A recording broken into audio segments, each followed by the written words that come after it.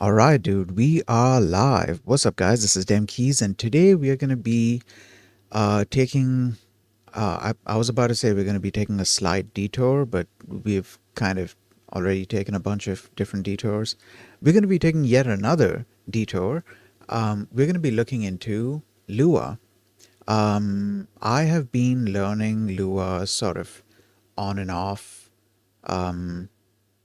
over the past, I don't know, month, I would say. And I feel like I've learned the basics. So my main objective with learning Lua was to be able to configure NVim or well, NeoVim, be able to configure NeoVim, and also install plugins for NeoVim and configure those plugins for NeoVim because all the plugins in Neo or well a lot of plugins in NeoVim are written in Lua. Lua is sort of the preferred language when it comes to configuring NeoVim and also writing and customizing plugins for NeoVim. So I wanted to learn the language, and so I decided to learn it. It turns out that the language is actually extremely simple, and it didn't really take all that much time to pick up. Like you had basic concepts in it, stuff like variables. It's a dynamically typed language, and conditions and loops, and then you have functions and tables. Tables are interesting because they're sort of multi-purpose. You can use them in multiple ways. You can use them as lists or well, arrays. You can also use them as dictionaries, hash maps, and there was one more thing you could use them as. I can't remember right now. Oh, as a class, kind of more or less as a class. Because like in Lua, the way that functions work is also kind of interesting. So okay, dude, fine. Lua by itself, it's a very interesting language. It's nice and simple as well, and so I was able to pick it up relatively quick. And well, okay, I don't know if I would say relatively quick, but I did pick it up eventually. It didn't really take more than, I don't think it would have taken more than a couple of days, if that at all, because I set up a prompt um, with Gemini to set up a syllabus for me and teach me. And the the course was supposed to be, the quote unquote course was supposed to be a two-part kind of thing. Initially, the first part was actually teaching me Lua, but the goal, the final objective was that I wanted to be able to customize stuff in NeoVim. So the first part was actually learning the Lua language, and then the second part was going to be understanding the NeoVim structure and how configuration is done, how plugins are installed, where plugins are supposed to be stored, and how they are set up and initialized and customized in general. And I also wanted to get a better understanding of how do I say this? So like when you go to any NeoVim plugin repo, right? A lot of times when it comes to installation, they'll just give you a line of code, and it's like, okay, if you're using this package manager, use this line of code. If you're using that package manager, use that line of code. If you're just doing it bare bones, then here's a block of code that you can use. And after you've done this, after you've installed this, there's also some setup code that you have to copy. So you might need to create like a I don't know, plugin name.lua file, or whatever the plugin's name is, .lua in the plugins folder, and there you have to put all of your customization code. So there's a there's a structure to this, and I wanted to understand that structure. I wanted to understand how the system works.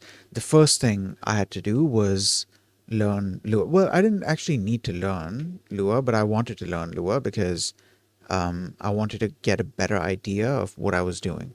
And I'm glad that the language is small and simple yet powerful because, like, you can do a bunch of stuff with this small language. This small language, with the way that it's designed, it allows you to do a bunch of stuff. Like I was mentioning before, the concept of tables is really interesting in Lua because you can use it as an array, you can use it as a dictionary, you can also use it as a class and like give it fields and give it functions or methods in this case that are implemented on that class. There's a lot of very interesting stuff that you can do even with this very limited set of tools, and that was really interesting to me.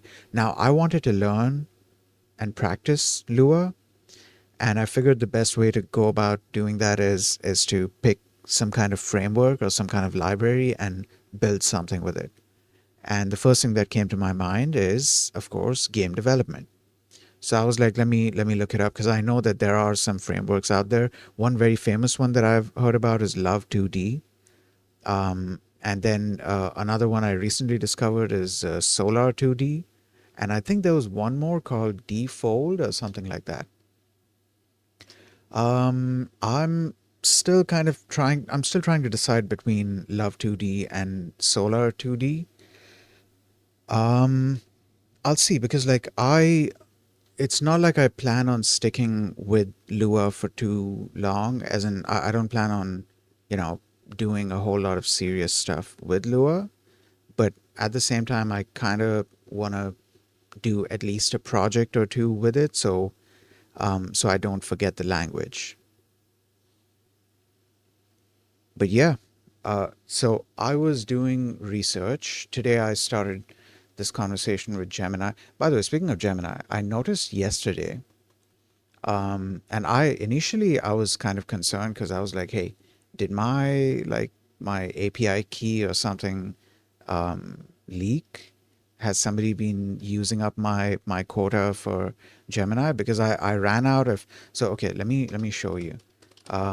In Gemini CLI, you get these three options. Oh God, that's holy shit. It's glitching. Okay, yeah. In Gemini CLI, you get these three options for models. You have the Pro version of Gemini 2.5, you have Gemini 2.5 Flash, and Gemini 2.5 Flash Lite. So each of these have their pros and cons, and with each of these, you get a set number of requests per day and a certain amount of tokens per minute, I believe. Or was it tokens per request? I think it was tokens per minute. And then there was also requests per minute. Like they track all of these things. That's how they track your usage and decide if you've finished your quota for the day. If you finished it, then you just have to wait until the next day, and then it'll uh, refresh, and you can start again. uh, Initially the quota was really really big. Like it was big enough that I didn't really care about it. I was like, I'm not gonna hit that limit. But somehow yesterday I hit the limit, and then when I went and looked at the um, actual usage through the usage page, um, I noticed that the limits have kind of changed. In fact, they had become quite a lot more less. That's quite a lot less. Quite well, they'd become much lesser than what they were before. And the reason I ran out of my limit was because I only had like 20 requests per day. Somehow that was my limit, 20 requests per day on each of these models. I think maybe Light had uh, 25. I don't remember, but each of these only had 20 requests. And I was like, initially I wasn't sure, like, am I imagining this? But like I remember the quota being pretty big, so I was like, what's going on here? And then I googled it, and the very same day somebody had made um, a Reddit post saying Gemini's quota has kind of shrunk, it's become much lower. Somebody else was talking about. I think they were talking about a paid tier. Maybe it was tier one. I'm using the free tier. I think they were talking about tier one, um, Gemini 3. I don't remember. I don't remember if it was Gemini 3 or Gemini 2.5 that they were. Uh, the specific model they were talking about is either Gemini 3 or 2.5. And they were saying that initially it was 1,000 requests per day. And then it literally became like a quarter of that. Um, like it became 250 per day. And this is a paid tier we're talking about. Like imagine that.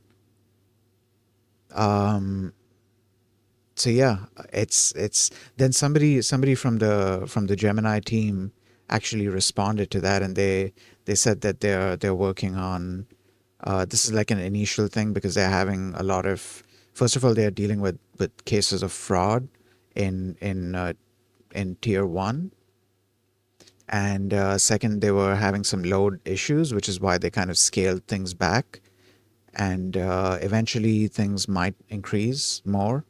Just give it some time. I don't think they guaranteed that it's going to increase, but they said that things will change a little bit later because as more models are being introduced, they're having to kind of balance things.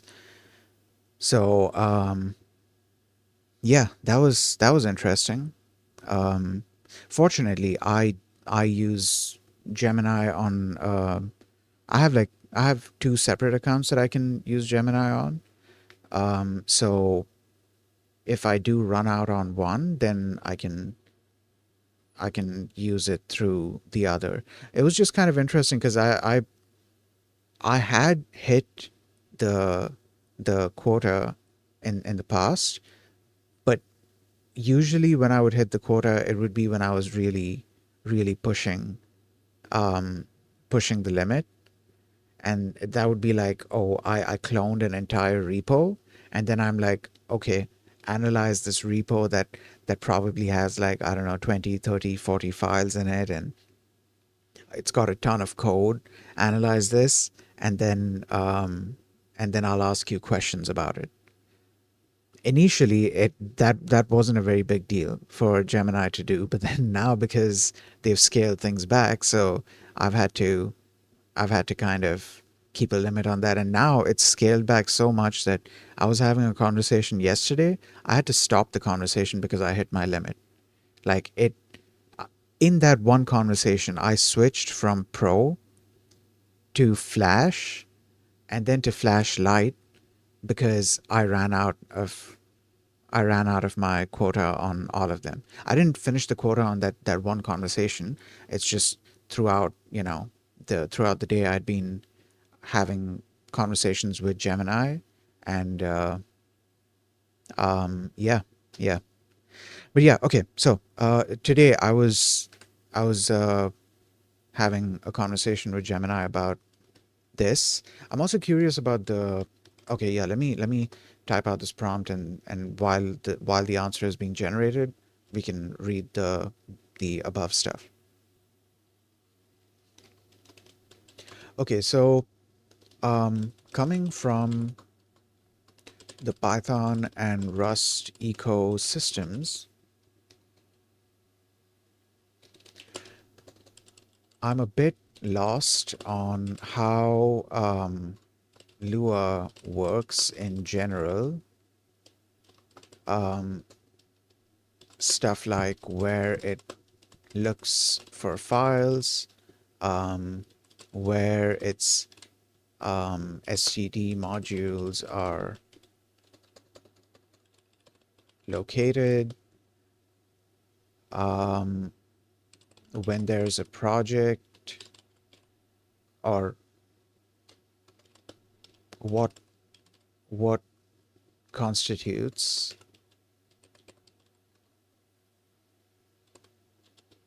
a project, um, how libraries are meant to be installed, and so on. Give me the rundown. Again, no right actions, please. Just the info is fine. All right, so we're gonna read this. So I'd asked another question here.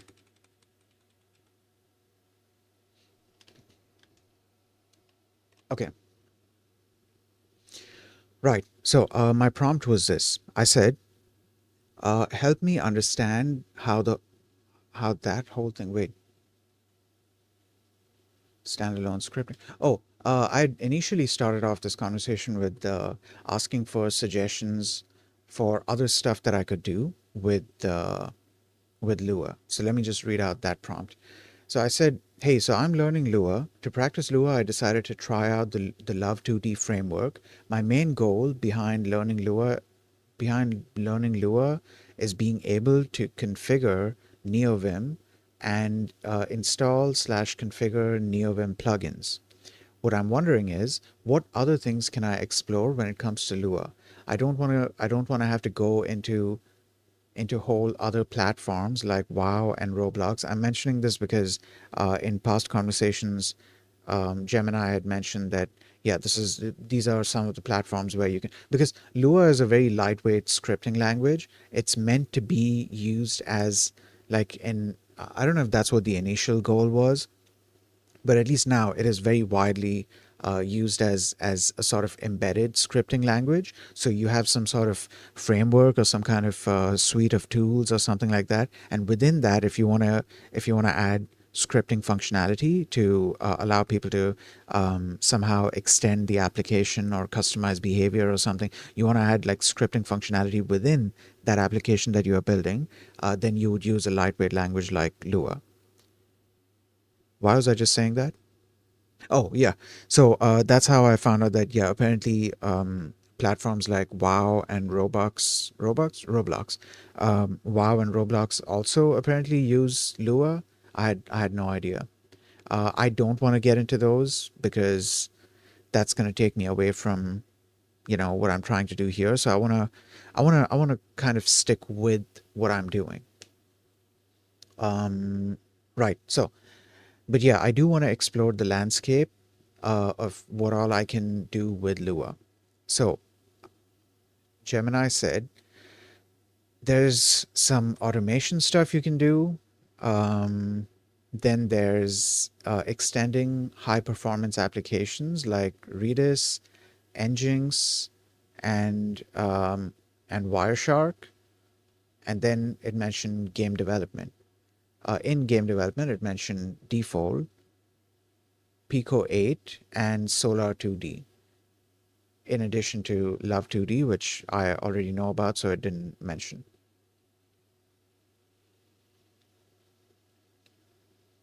It also mentioned standalone scripting, which I might explore that at some point in the future.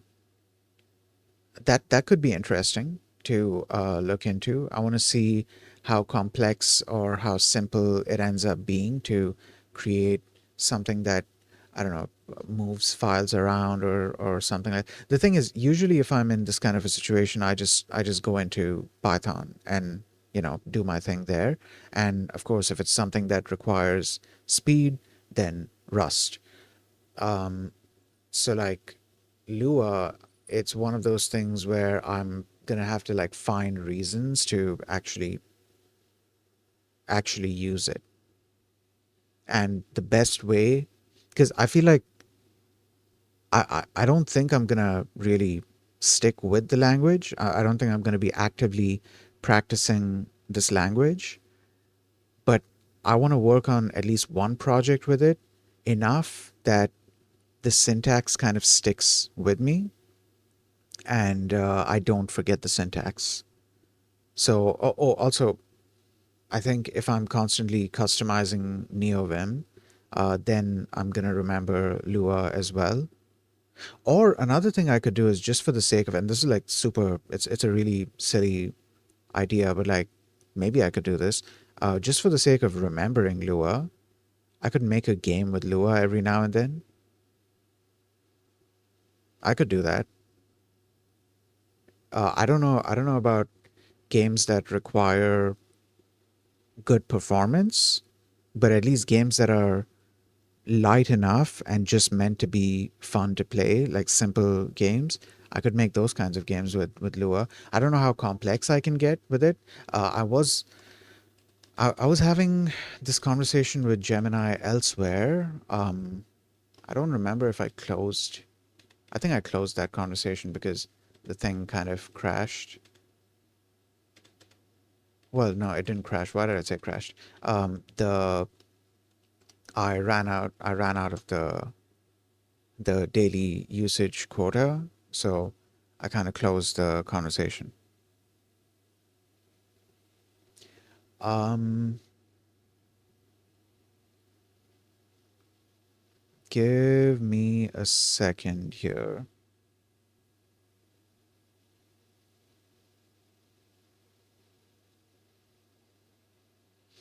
Okay, you know what? Just a second. I'm gonna take a short like. I know I started the stream like 20 minutes ago, but I need to go piss. So I'll take like a 2 3 minute break and I'll be back.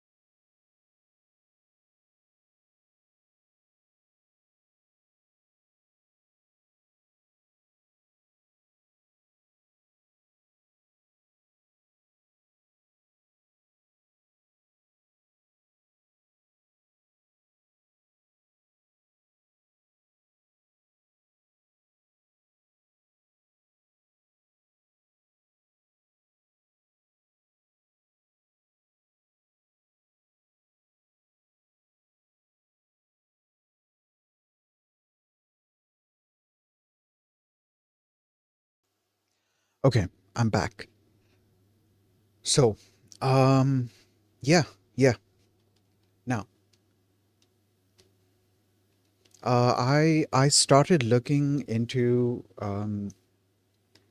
looking into Linux, no, Solar 2D, and looking at the documentation. I was seeing stuff mentioned about Windows and Mac OS, but I wasn't seeing anything mentioned about Linux. So that got me kind of curious about like, hey,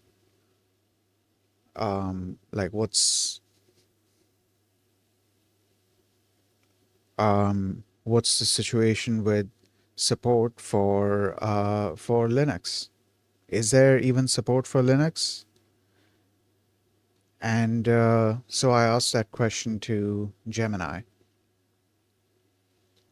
Um, and Gemini said, yes, Solar 2D supports development on Linux. You can install the Solar 2D SDK on Linux and use it to build the applications for various platforms, including Linux itself, Android, iOS, and others.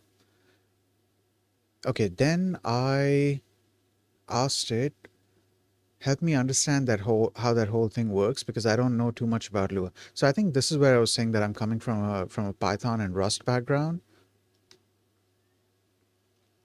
where you would use tools like pip on Python and cargo in Rust to do your package management and in the case of Rust, create the project and stuff like that. And then I also mentioned this thing about creating a Lua.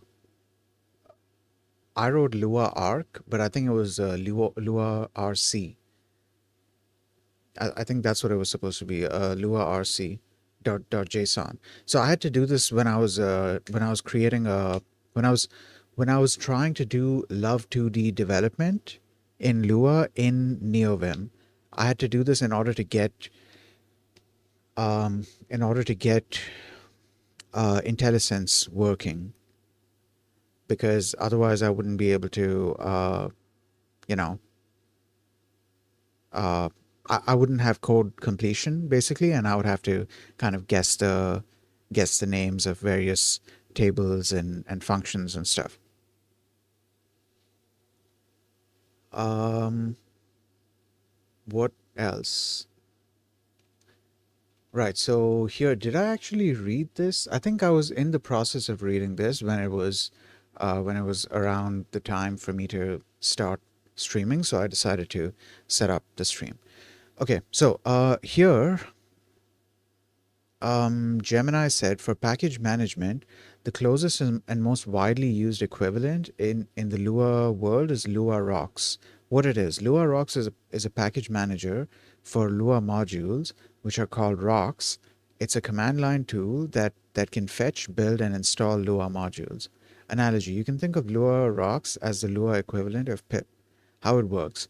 You can search for packages, install packages, dependencies for a project are defined in a rocks spec file, which is conceptually similar to a cargo toml file in Rust or a PyProject toml file in Python.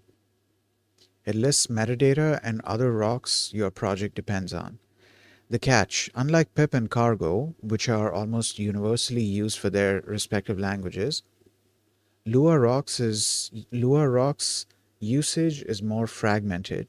Many Lua-based frameworks, especially in game development, handle dependencies by simply asking you to download the library's .lua files and place them directly into your project directory. This is very common. You know what? That's fair. Okay. That actually, you know what? That would kind of make things a little simpler in terms of like understanding as well.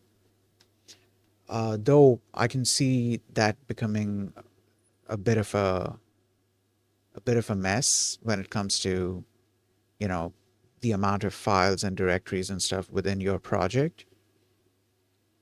Because like imagine having to pull all the files from a very complex 2D game dev framework into your project, and then all of a sudden your Git repo, it's got like all of these files in it. Though to be fair, It's not like you're going to be working on those files. You're just pulling those files because that is functionality that someone else has worked on that you require within your project. So, I mean, it's nice and simple. It has its pros and cons, I guess. I do like the simplicity of that idea. Though I feel like there's another way of going about this as well, because it mentioned Gemini mentioned that they handle dependencies by simply asking you to download the libraries .lua files and place them directly into your project's directory. I'm guessing that this makes it easy to do the require thing, because the require thing is a way of bringing functionality from other modules into your main program. And I believe it does look in your current directory when it's trying to discover modules of whatever names you've specified. So that's probably why placing the Lua files directly into your project makes it easier. I guess we'll find that out once I start doing more Lua based stuff. Okay, project structure. The Cargo New equivalent. There is no standard universal tool like Cargo New for Lua. Why? Because Lua is most often a guest, not a host. Yeah, this is where the embedded thing comes in. The project structure is typically dictated by the host application or framework you are using. For NeoVim, the project, quote unquote, um,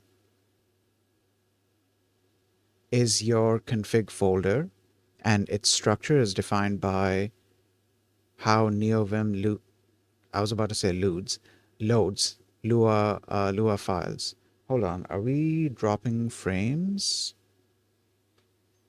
We are having some connection issues.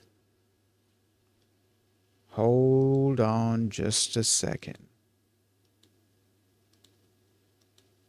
Okay, I think we should be good now. Hopefully, I think. Yeah, all right.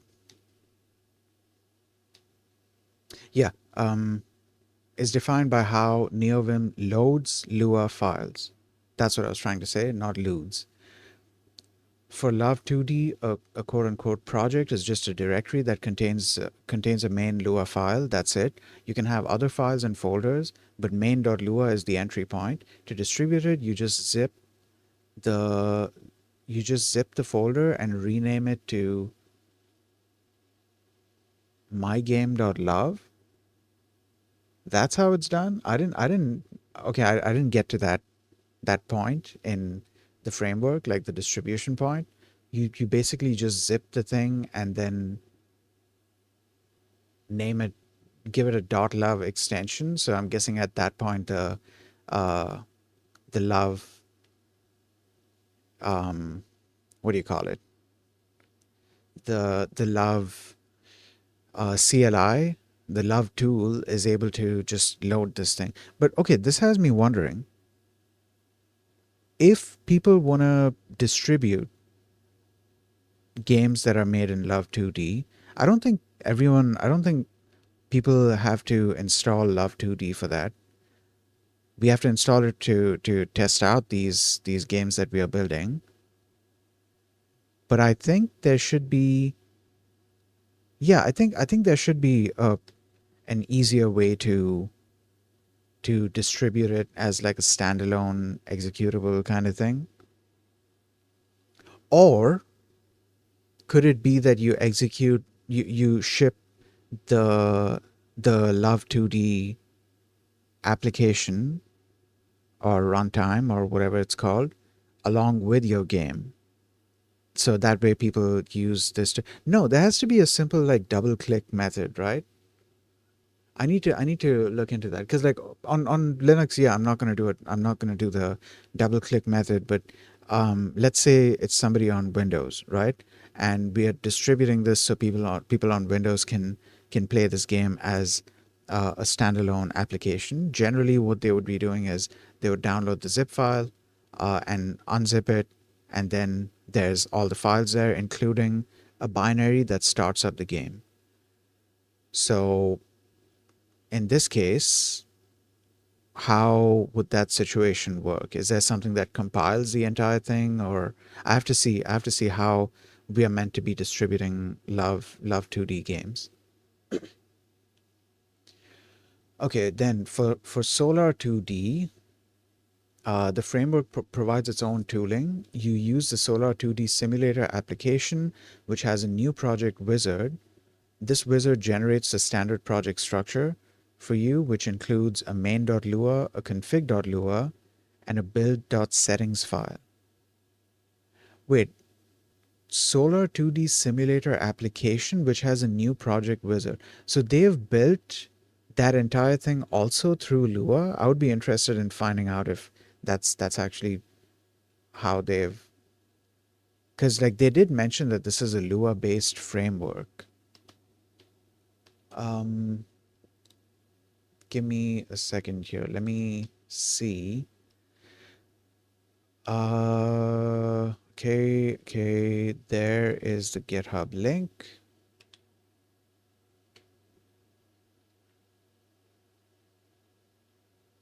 So this framework used to be called Corona. Now it's called Solar 2D. Back then it was called Corona SDK. I wonder if the name change had something to do with, you know, COVID. Why was I opening this up? Oh, okay, yeah. So looking at this, there seems to be, okay, a large portion of this is written in C++. So the game engine itself is not written in Lua. It's written in C++, and then I'm guessing you have like Lua bindings, or well, there's an entire like Lua API that's written that internally calls to, you know, C, C++. Yeah, yeah. Which I should look into that as well because in another conversation we had, Gemini did mention that you can technically create um, C++ or even Rust libraries and then interface with them from Lua. So I need to see how you would go about doing that kind of thing. That should be an interesting project. More specifically, Rust. I have no interest in C++. I'm not looking at that. More specifically, Rust. Okay, continuing. So the rule is the framework you choose defines the project structure, not a separate Lua tool. Okay, IntelliSense and Lunark. Yeah, okay. Lunark. No, Lua Arc. Oh, so it was Lua Arc. Okay, I thought it was Lua RC. Yeah, I assumed it was Lua RC because I had to do that in the project that I had made. It should be, hold on. Wait, let me open up Yahtzee here. Okay, go back. Learning.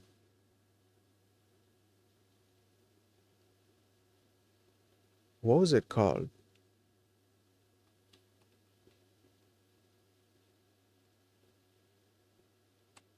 I don't remember what did I name the project? Did I put the project on here? I did. Nope, I did. Actually, did I? Maybe I did not. Yeah, maybe. Oh, you know what? No, I did not. So I need to quit this and go look at. Yeah, I have it here. So let me just list these. Yeah, it was called Lua RC. It wasn't called Lua Arc. I think Gemini is just going along with my spelling mistake. I'm not sure. Anyways, This is a fantastic question, and you've already figured out the core concept. The tool, the IntelliSense code completion and error checking you're getting in NeoVim comes from the Lua language server. This is the backend LSP that your editor communicates with. The problem, the Lua language server knows Lua syntax, but it has no idea what love.graphics.newImage or display.newRect, a Solar 2D function, are. These are functions provided by the C++ based runtime of the framework, not by standard Lua. The solution, the Lua arc JSON file, is the configuration file for the Lua language server. Its primary job, and by the way, I liked the fact that I could set this up to be like a per project kind of thing. So this is a file that you have to create within your Lua project, within the directory in which you're running your Lua project, and then you'll have IntelliSense working. Its primary job is to solve this exact problem. It uses, um, wait, did I read the first sentence? The .lua rc JSON file is a configuration file for the Lua language server. Its primary job is to solve this exact problem. You see the workspace.library setting inside it. You use the workspace.library setting inside it to tell the language server, hey, in addition to the standard Lua functions, please also load all the function definitions and documentation from this other directory. Pretend that they exist globally. When you set this up for Love2D, you were essentially pointing it to a set of stub files that define the entire Love2D API, which then enables auto-completion. For Solar 2D, yes, this process is conceptually identical. You would need to find a set of API stub files.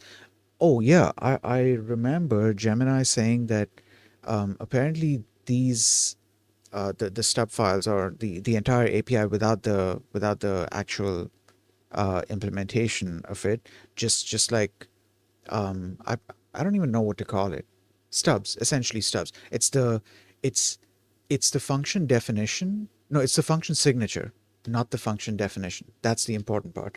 It's the it it basically defines that hey, this library is going to have so and so fields and so functions, and each of these functions is going to have so and so arguments and stuff.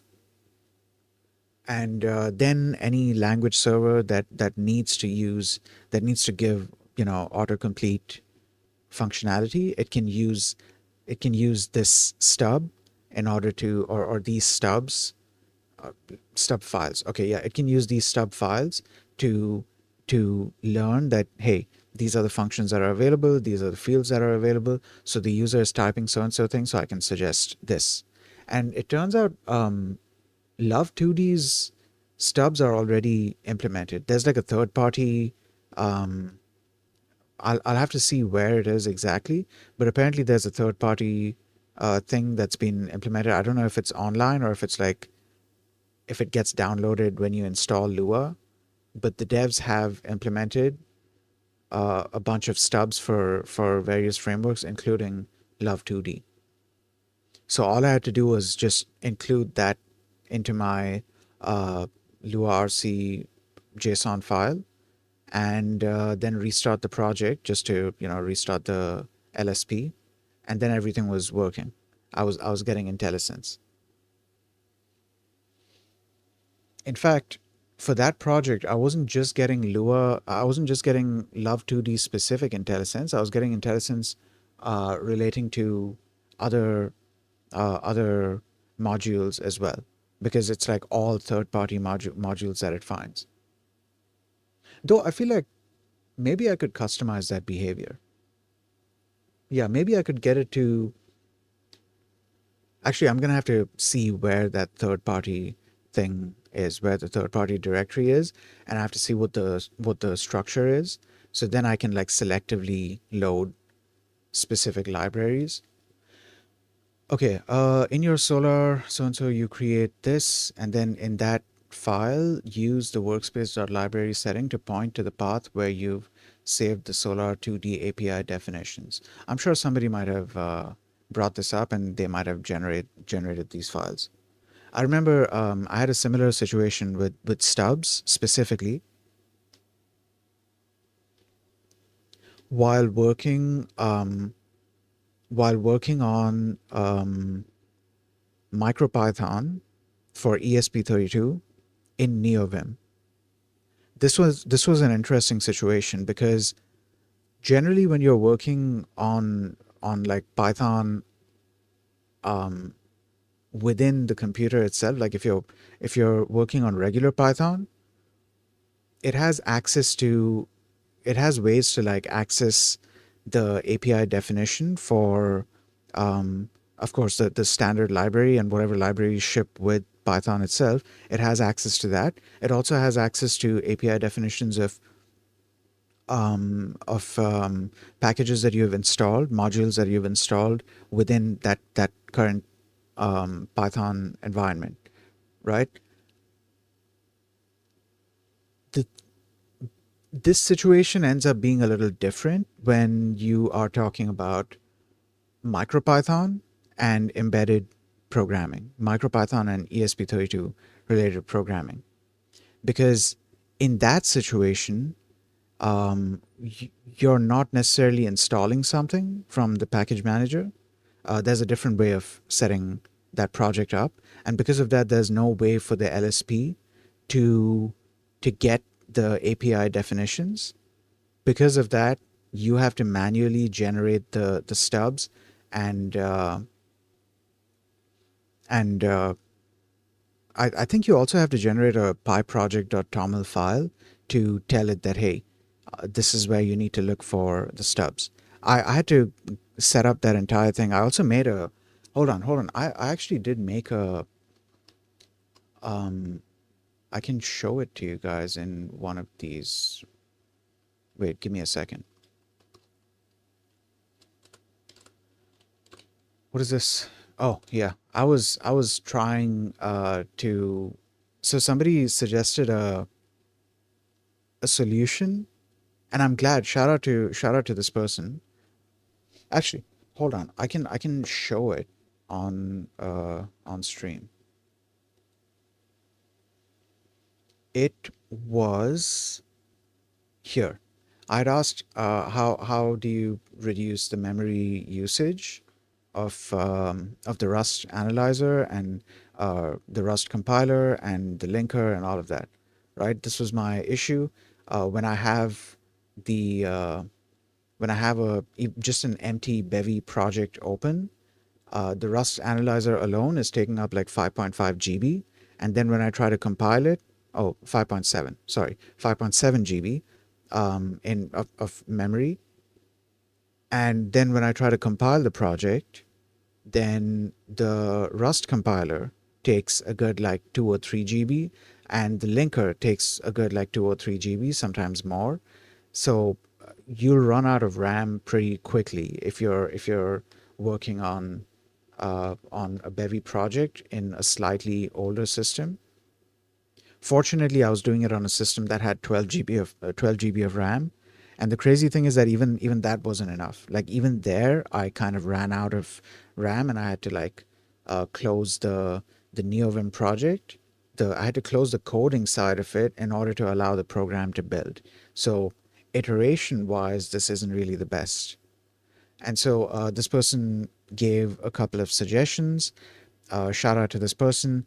Their suggestion, I wasn't able to apply it like directly. I did have to do some research because the suggestion that they gave here, this is a line that you have to put into your cargo.toml file, right?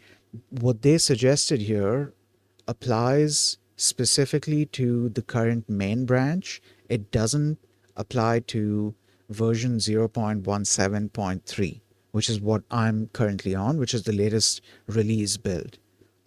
This doesn't apply to that because the 2D profile, which okay, this is great because in some this means that in some future version of Bevy, they are going to be introducing this, what they've done is you have the concept of like features, right? You can enable various features in a cargo in a cargo project or in a Rust project. What they've done here is they've introduced another feature on top of that, which is called profiles. So you can enable specific profiles. In this case, you have four profiles, I believe. You have the default profile, and then 2D and 3D and UI. And each of them, it'll create, not create, it'll import the necessary features, or it'll enable the necessary features for that specific type of application, right? So it gives you whatever is like the base necessity for that kind of application, and then whatever is supposed to be, if it's 2D, then maybe a 2D rendering thing or sprites related stuff, or and whatever comes under 2D. So this, I initially tried to apply this to my thing, not knowing that um, what version I'm on. It's different from the main version, and this applies to the main version. So I can't use features 2D. So what I did is I went and looked at the uh, the names of the packages that were being used. But like even there, I ended up running into some issues. So instead, what I did is I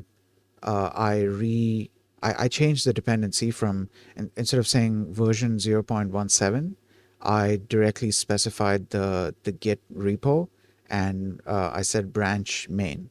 So it was using this. And then I believe when I specified 2D, then I think that's when it worked.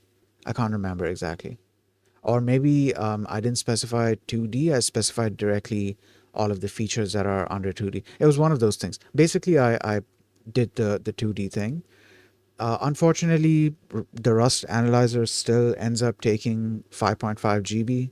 I wasn't able to avoid that. Though, yeah, I was hoping this would reduce how big the Rust analyzer becomes in memory, but it didn't have that much. Another thing this person suggested was the dynamic linking and check on save settings. I did these as well. Didn't help all that much. They kind of helped, kind of. And even the 2D features thing, it kind of helped because like I noticed that um, when I was compiling the program, things were slightly faster than they were before. There was one thing over here that um, there was this thing. So config fastbuilds.toml. So they've created a separate toml file which contains settings for fast builds specifically. All you have to do is copy this entire toml file into your config.toml file, and then Cargo is gonna look at that file and use those settings. Within that, you can specify the linker to use. By default, it uses the system's linker, which is LD, or the default system linker, which is LD. But you can also specify LLD, which is a LLVM based linker, and also mold, which I'm not sure what description to give for it, but it seems to be a pretty fast linker. Um, or at least that's what's being claimed, and that's true actually. I did notice like a slightly more faster. The memory usage was still high, but it was a little faster. You also have to uncomment this line. This is great because what they've done is they created this entire this file. If you look it up on their repo, there's like comments explaining the entire thing within that config file itself. Within that toml file itself, they explain the entire thing. They say, okay, if you're using this linker, then enable this or uncomment this. If you're using that linker, then uncomment that. And what else? Oh, there was this. And I'm kind of glad that this person mentioned this to me because I'm probably going to be using this in future projects. So, okay, you can create a cargo folder, and within that you can, like within your Rust project, you can create a .cargo folder, and within that you create a um, what is it, config.toml file.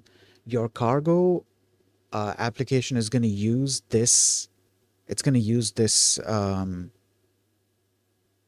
config file to read settings from. I don't know if the Rust analyzer also reads from this, but Cargo definitely reads from this. So here you have a bunch of settings that you can specify. There's a Rust has like a, or Cargo, I think itself, like in the Cargo manual, there's a list of what do you call these things? A list of fields. Let's call them. I don't know what the actual terminology is there. Which reminds me, I had to learn Tamil, dude, because this is all written in Tamil. Um, of course, it's a Tamil file as well. Um, yeah. Anyways, so one of the fields that you can specify is jobs, and you can give it a number. By default, it's I believe it's 0, and I think, well, I don't know if it's 0 or whatever other number they have given to signify that it's going to use as many cores as the CPU has. So this jobs field basically it defines how many different threads can be used for this compilation, meaning there's going to be that many Rust C processes that are running concurrently. It also mentions it here. Reduces peak memory by limiting concurrent Rust C processes. Actually, that's okay. I was this was this does actually help the memory as well. Something else that it helped me with is, so it's great that Rust uses by default, it uses all the cores on your CPU, but you kind of have to be careful with that because on older systems, that can also mean that the CPU is going to start to heat up very quickly because you're using all the cores. And that used to be the case for me. Now that I know about this trick, I'm gonna I'm gonna remember to set this up. Dude, the more I dive deeper into the Rust ecosystem, the more I can appreciate all the little things that people have set up. Um, I shouldn't even call these little things. All the big things that have been set up by the community. Um, the different types of tools available, the the what do you call it, the crates ecosystem, the various ways of doing things, all the customizations that you can do. It's, dude, I've mentioned this before. I feel like I've mentioned before that I feel like Rust, when it was being designed, a lot of thought went into trying to solve problems that people have noticed with other languages and other languages ecosystems. And so they kind of solved all of those problems with Rust. And so in Rust, once you come into Rust and start looking at the entire ecosystem and the way the tools work and how things can be customized in various ways, you're like, holy shit, this is amazing. Hey Icarus, hello, welcome to the stream. Thank you for the lurk. Appreciate it. I should stop by one of your streams sometime again. I need to see if you happen to be live when I'm raiding. Yeah, yeah. But yeah, hello Icarus. Hope you're doing well. Enjoy the lurk. We are just discussing, I'm gushing about how much I appreciate the Rust ecosystem and the way that the tools have been made, the way that they've been designed, the way that they can be customized, and like just, it's amazing. At least to me. Right. Okay. I was about to show you guys.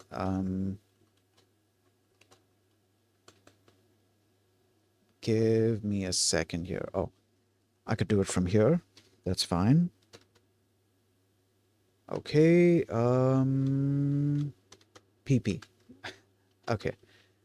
This is the update. This is the Linux install. This is TUI journal. So here I need to show you guys there. I believe I've shown this before. Um, I don't remember. But yeah, I did make a future reference post about this on, give me a second, on Threads.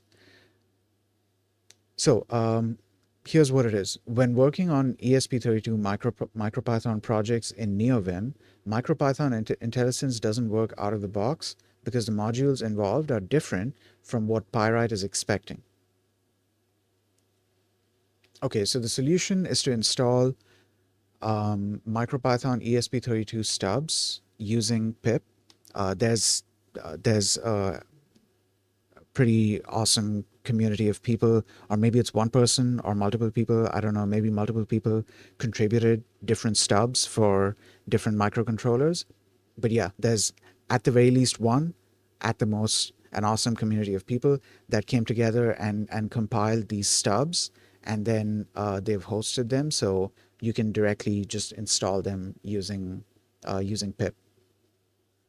So in my case, because I'm using ESP32, so I have to go with MicroPython ESP32 stubs. They have stubs for other microcontrollers as well. Then you create the pyproject.toml file in the project root. Check online docs for boilerplate code for that file. Some info might need to be edited to match your project, like the Python version, the environment path, etc. Make the changes and save the file. IntelliSense should work further from that point. I think I should also mention that that you need to close and reopen NeoVim, but that's like it's like a 5 second thing, so anyone could think about doing that. Though, okay, no, that would depend if someone already has like a bunch of files open. Though, actually, no, if they do have a bunch of files open, they can just restore the last session using hold on, let me show you. Actually, okay, let's save this, and yeah, now I can show you. So space Q, and then if you hit L, it restores the last session, whatever the last session may have been. It doesn't even have to be within this directory. It'll go and open up whatever the other directory was.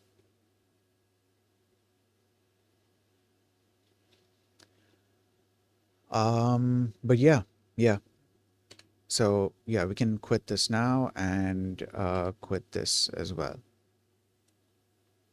So what exactly were we doing? Yeah, okay, that's all. This is to say that um, this solution is helpful, but like it hasn't reduced the memory usage down to the point where I would be able to use Bevy to not just build like a one-time thing, but to like continuously iterate over what I'm building.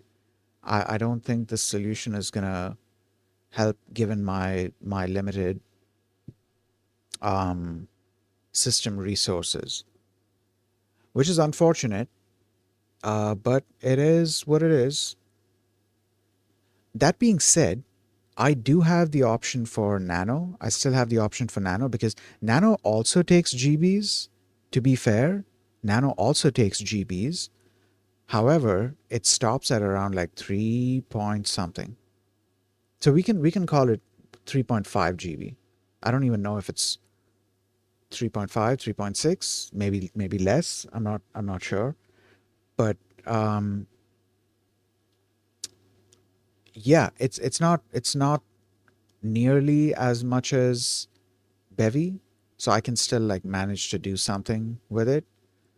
And now that I know about this trick about limiting the jobs thing, I can definitely I can definitely do a lot more iterative builds because now what the system does is now, because I'm able to limit. So like the machine that I'm working with, it has 4 cores. More modern CPUs, they tend to have like anywhere between 6 to whatever higher numbers. Minimum is going to be like 6 to 8 cores, but it usually goes like higher than that. But I'm working with 4 cores max. So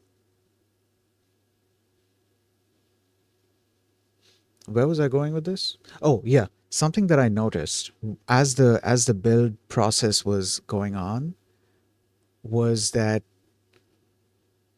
when you are compiling something, when you're let's say you do cargo run, and it's a very complex crate with like a bunch of other crates in it, and there's going to be a bunch of different compilations. So it's going to be a bunch of different invocations of the Rust compiler for each of those. It's not going to be just one invocation.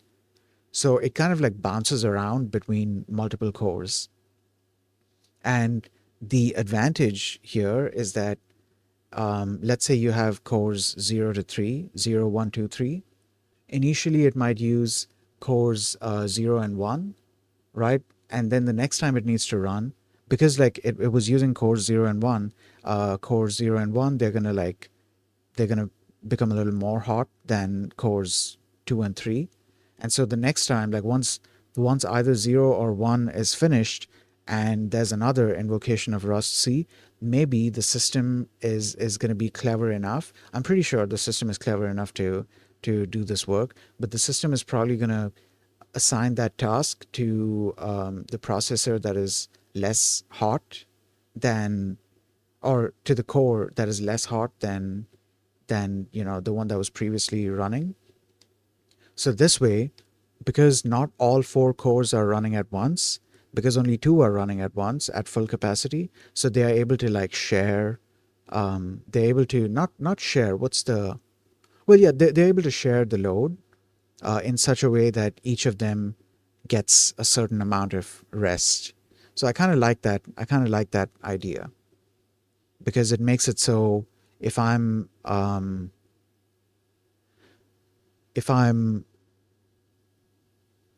where was I going with that?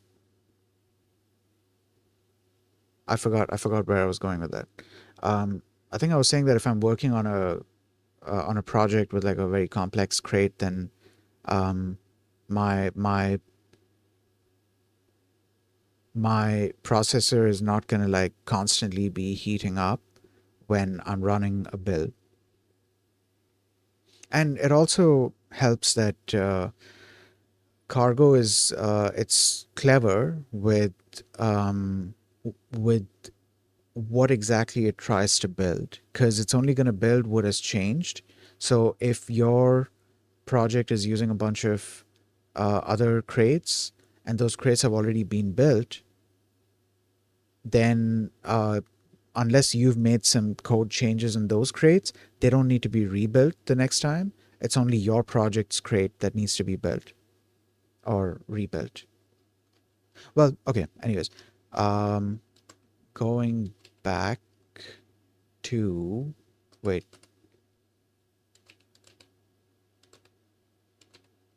um, yeah, all right. So I was here. I was reading. Okay, so this was about the stubs thing.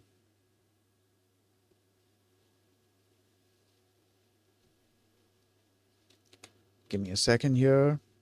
Um,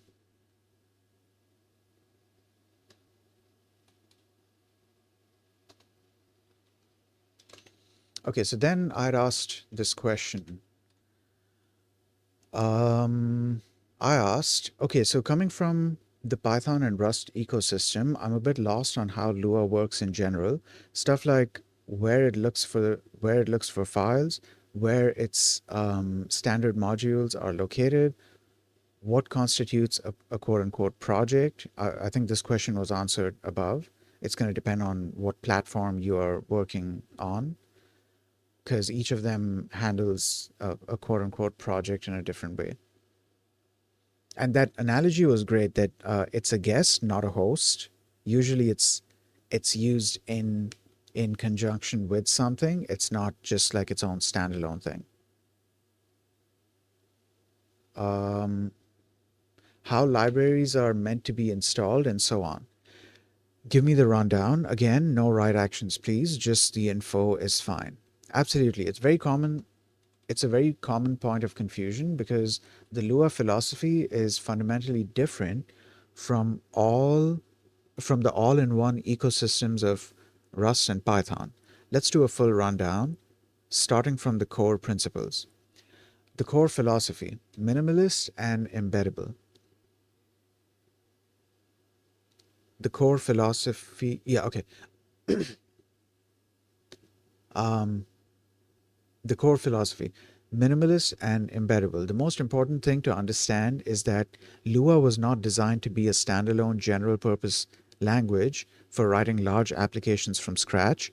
It was designed to be a small, fast, and simple scripting language to be embeddable inside a larger host application, which is usually written in C, C++, or other systems language. This single design this single design goal explains almost everything about how the ecosystem works. Think of Lua as a guest language. What constitutes a, what constitutes a project? Coming from Rust, you have Cargo New, which creates a well-defined project structure. Python is more flexible, but conventions exist. In Lua, there's no universal definition of a project. The project and its structure are almost always defined by the host application or framework you are using.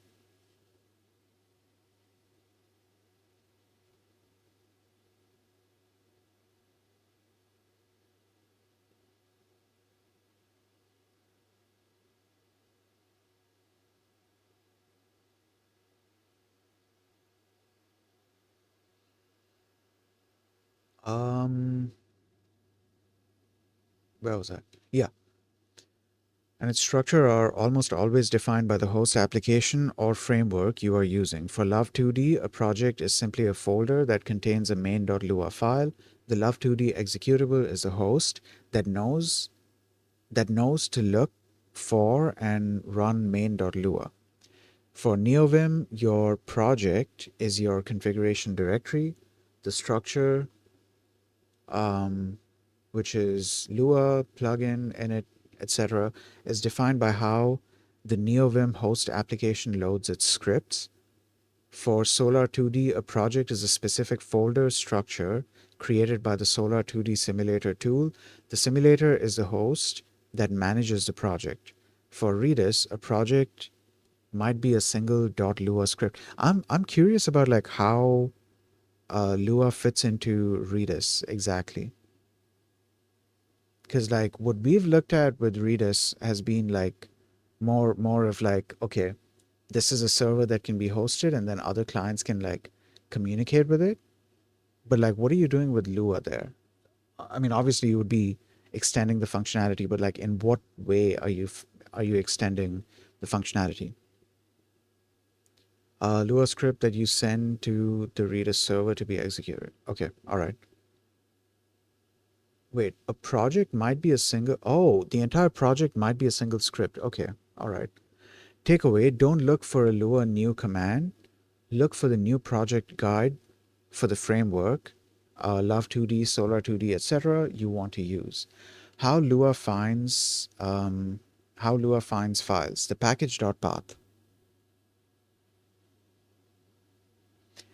This is the direct answer to where does it look for files. When you call require my module, Lua doesn't magically know where that is. It searches a specific list of paths. This list is stored in a global variable called package.path. It's just a long string where each path template is separated by a semicolon. A question mark in the template is replaced by the module name you're requiring. Okay.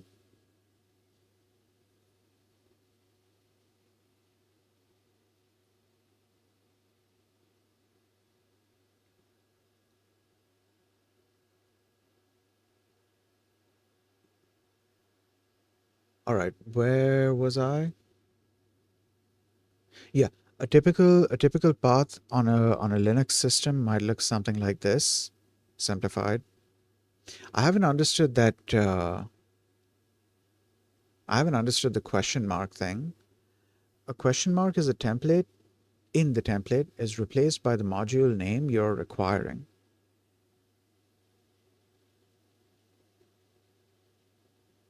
Oh, so the idea is that when require is executed, it's going to look at this path, and in this path, wherever there's a question mark, it's going to replace that with this, with whatever name you've given. I think so. Okay, okay. So it says when you write requires utils.helpers, Lua converts the dot to your OS's path separator. So it looks for utils helpers. It then goes through package.path and tries each template. Is there so and so, a file relative to the current directory? Um, okay, an init file inside a directory. And then is there, oh, this is in like the standard location, a globally installed library file, and so on until it finds one. Takeaway requires, so I'm guessing that third path is probably where Lua Rocks might be installing its packages. I'm not sure. I guess Lua Rocks will come up later on.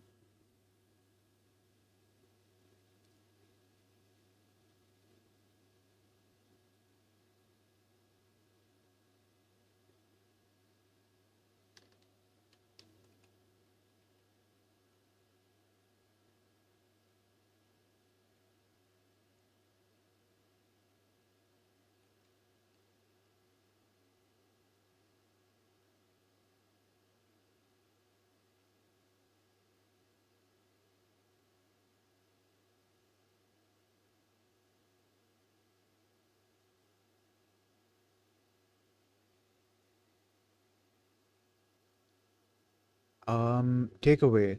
Require is not magic. It just mechanically searches the paths defined in package.path. Okay, then the standard library, small and built-in.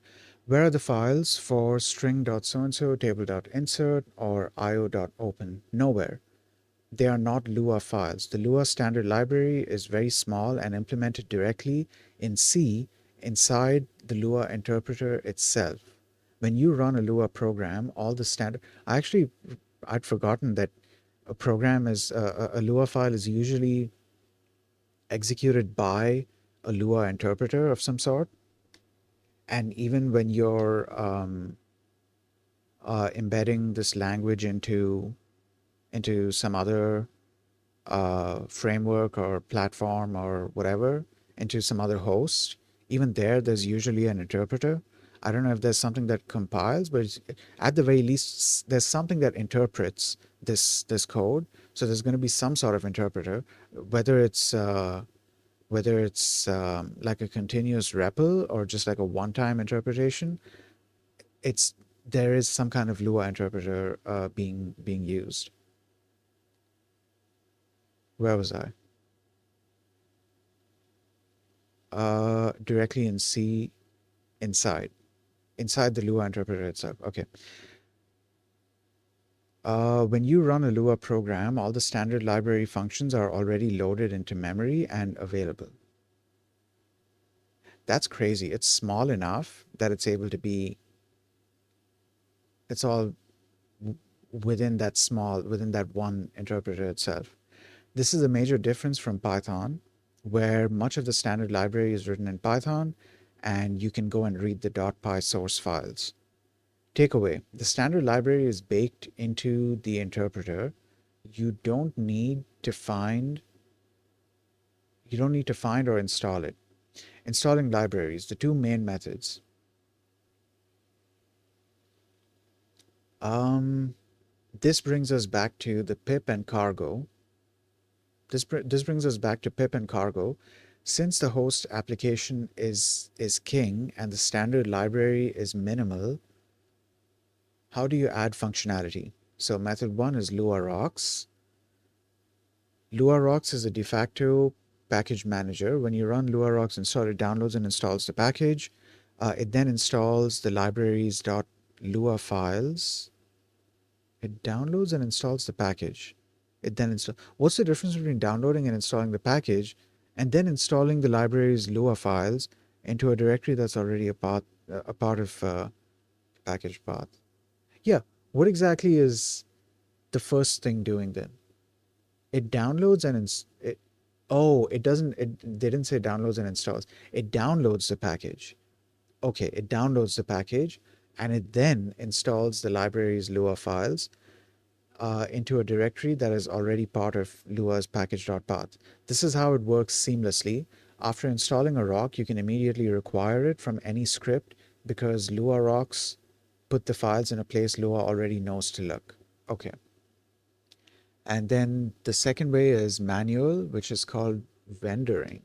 The simple and common way. I'm guessing this is just placing the Lua files, like placing the Lua files in the project directory. This is extremely common in game dev and for smaller projects. You simply download the library's source files, often just a single Lua file, and put them directly inside your project folder. For example, you might create a libs folder for your Love 2D project. You download some library.lua and place it in there. Then in your main.lua, you can just write local so-and-so, okay, okay. Oh, I think this is important. I need to remember this convention. Like if it's a slash, the slash is supposed to be presented as a dot because the dot gets later converted to the slash.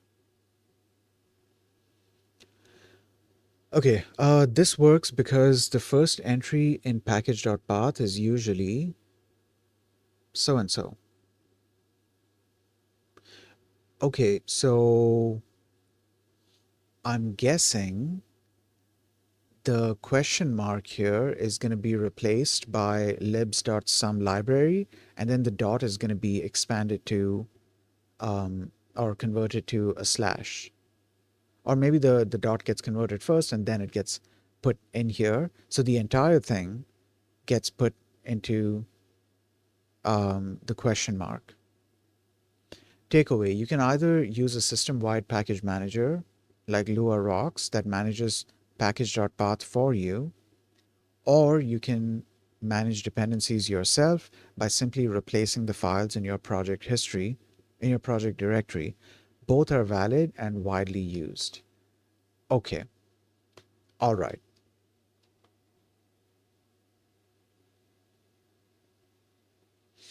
Okay, so this has been this has been very enlightening. I think I'm going to continue with the because I'm currently trying to finish the multiple courses that I set up with Gemini. I've set up courses for like a bunch of things. I set up courses for the dot language, the dot graph language. I've been making a bit of progress with that as well. Dude, I'm so glad that I looked into this because I'm going to use this in the future at some point. And the syntax is also like so much simpler. Like it's well, I'm saying simpler as if it's compared to like something else, but the syntax is extremely simple. You can define, you can describe graphs using or flowcharts or whatever kind of graph using their very simple syntax, and then you can have the dot CLI render out that code as a proper graph for you, and you can also customize things. You can customize like the shape of each of the nodes, border color, edge color, fill color, font related stuff. I think font color, maybe font size as well. There's a bunch of like different customizations that you're able to do. In fact, I'm currently in the customization section of like okay, let me show you how simple the syntax tends to be.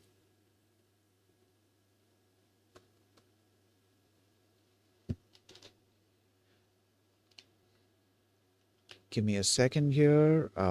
Oh, what did I just do?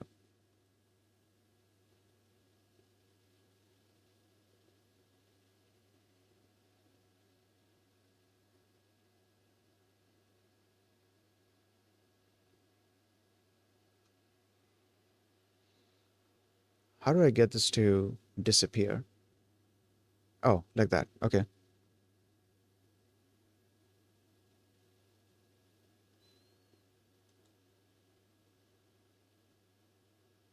Yeah. Okay.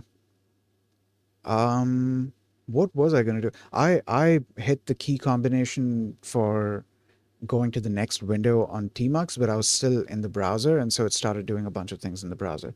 Um, what was I doing? Let me go and do that. Okay, so we are here, right? What I can do is go back. I don't think I need to create like a what is in what is in this.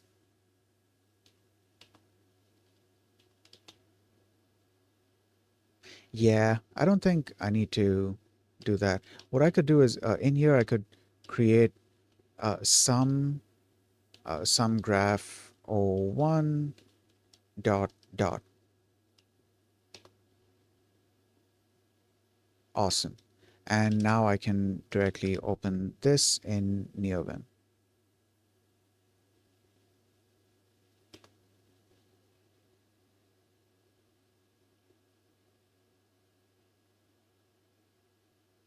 I don't remember if I have the .cli installed here.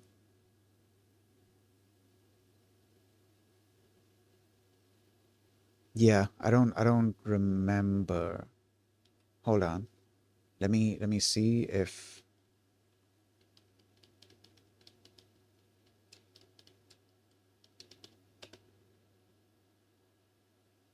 do I have, because I think I have to install the entire like GraphViz suite of tools, because it's not just dot, it's a bunch of different. Oh, hold on. Is this expecting some? Oh, yeah, let's exit that. Wait, does that mean dot is installed?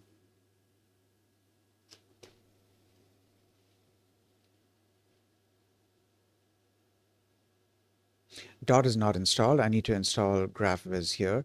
I can show you guys the code though. So we can say graph. This is going to be an undirected graph, and we can call it some graph o1.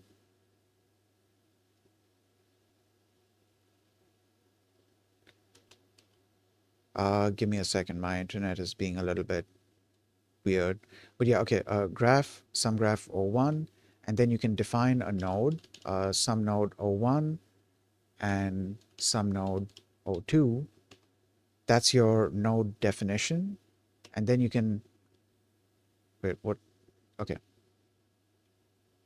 And then you can define connections between the nodes. So you can say some node O1 is connected to some node O2. That's it. It's that simple. In fact, you you won't even necessarily need this. You could just type something like this, um, and it'll define the nodes for you. So you can say some node O1 is connected to some node O2, uh, and some node O1 is also connected to some node O3. So then it's gonna, when you render out this graph, there's gonna be three nodes, um, node 1, and node 2 and node 3, and node 1 is gonna be connected to node 2 and 3. And because this is an undirected graph, so there's no direction for the edges. Or you could do a digraph, which is a directed graph, in which case you would have to specify the connection like this. Something that I haven't done is something I haven't tried is this, like a backwards connection. I don't know if this is a thing in the language. Um, I'll have to see. But yeah, dude, it's pretty interesting. I still haven't gone into like the more complex stuff. I'm excited to get into that as well, and I'm gonna be saving the entire conversation as a markdown file, so I can eventually upload it to my website whenever I do get to that point. Speaking of which, holy shit, I need to get back to Zola, dude. My God, there's so much stuff. that I've taken on. This is crazy. But yeah, okay. Um, just a second.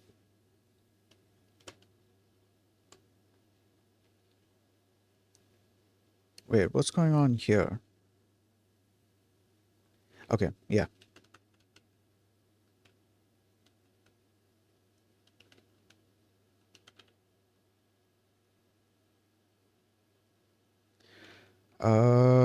Give me a second.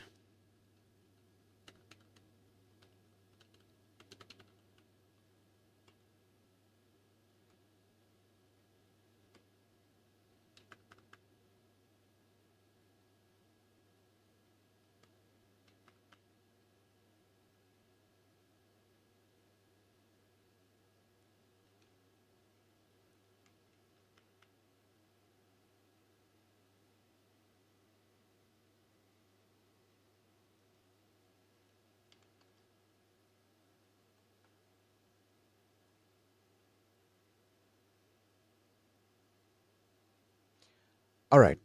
Here's what we're gonna do. I do not know this person. Um, I have no idea what they are doing. Their title says "Getting Things Done," and they are doing something with a book. I'm not sure. They might also be talking. I haven't unmuted the stream yet, but yeah, we're gonna go check out this person's stream. Um, I also just realized that there was an ad playing this entire time. Okay, this is awkward. So yeah, I'm ending the stream right now. I'm gonna start up the raid, and we are gonna go to Mythic Melons. That's their name. That's a pretty cool name. Yeah, that's gonna be it for today's stream. I'm gonna play around with Lua a bit more off stream, and I'll see if I wanna do stuff with Love 2D or if I wanna explore Solar 2D instead. Because the main objective is to just, build games using Lua for the sake of practice, and so the main objective is to practice Lua. However, I accomplish that, it doesn't matter. Shit, I could probably also practice it by trying to customize NeoVim or trying to create custom plugins for NeoVim. Like I could practice Lua in that way. That could be an interesting thing as well. But yeah, that's going to be it for today's stream. Icarus, thanks for stopping by. Thanks for dropping a lurk. Anyone else who might have been lurking in the chat, thanks for hanging out. That's going to be it for today's stream.